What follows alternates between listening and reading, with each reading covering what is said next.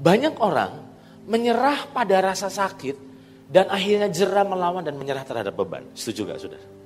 Saya ulang. Banyak orang menyerah pada rasa sakit. Saya masih ingat ketika hari pertama saya latihan, saudara bisa bayangin. Gak pernah latihan, tiba-tiba langsung latihan. Semangat lagi, namanya hari pertama. Saking semangatnya besok pagi baru ketahuan hasilnya.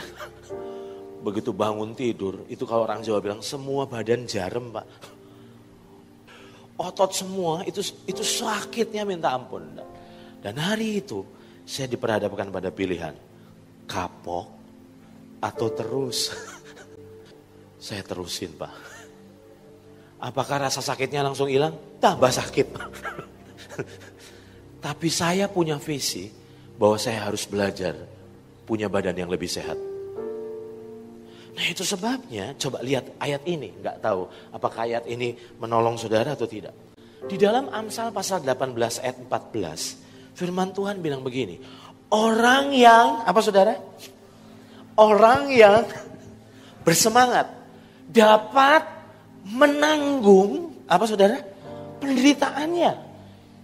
Tetapi siapa yang akan memulihkan semangat yang patah? Nah saya belajar mengapa ada banyak orang tidak bertumbuh makin hari makin kuat. Karena waktu mengalami beban kita mengasihani diri. Kita jadi orang-orang yang self pity. Kita bilang kenapa mesti saya? Kenapa bukan tetangga saya? Kenapa mesti saya yang mengalami masalah ini? Dan akhirnya apa yang terjadi? Kita jadi tawar hati. Padahal Tuhan bilang orang yang apa saudara? Bersemangat dapat menanggung penderitaannya. Itu sebabnya ketika saya diingatkan ayat ini. Dengar baik-baik. Apapun yang Tuhan izinkan sedang saudara alami. Jangan pernah menyerah. Amin. Jangan berusaha untuk lari. Bahkan jangan mendoakan supaya Tuhan angkat itu secepat mungkin.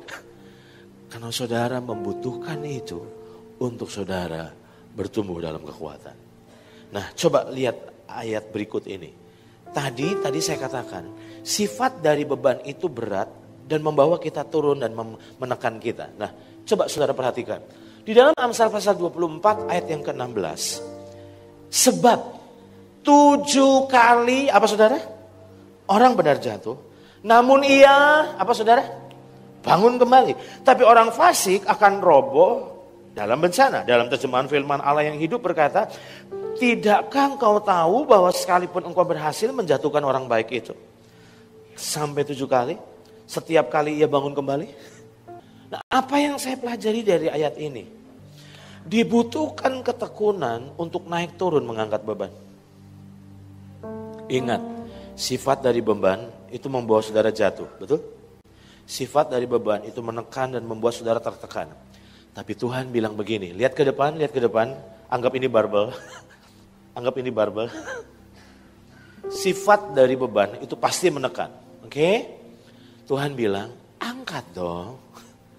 Nah apakah waktu saudara mengangkat terus akhirnya saudara gak tertekan? Wah berat juga, akhirnya saudara turunkan. Tapi Tuhan bilang, angkat lagi. Turunkan lagi. Angkat lagi, turunkan lagi. Ingat Tuhan bilang 7 kali orang benar jatuh. 7 kali orang benar bangkit. Artinya sadarkah saudara bahwa waktu Tuhan izinkan kita mengalami beban. Apakah akhirnya kita jalan mulus-mulus aja? Enggak. Akhirnya seringkali kita terjatuh. Betul gak itu? Kita tertekan. Kita depresi. Kita khawatir. Tapi Tuhan bilang bangun. Nah waktu bangun apakah artinya segala sesuatu selesai? Tidak. Itu sebabnya saya mencatat di sini. Dibutuhkan ketekunan untuk naik turun mengangkat beban. Nah coba saudara lihat ini. Saya berharap gambar ini bisa memberikan gambaran lebih jelas kepada saudara.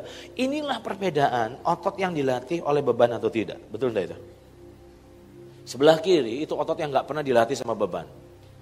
Tapi sebelah kanan, gambar sebelah kanan adalah gambar otot yang hasilnya waktu mengangkat beban. Naik turun, naik turun, naik turun, naik turun, naik turun, naik turun.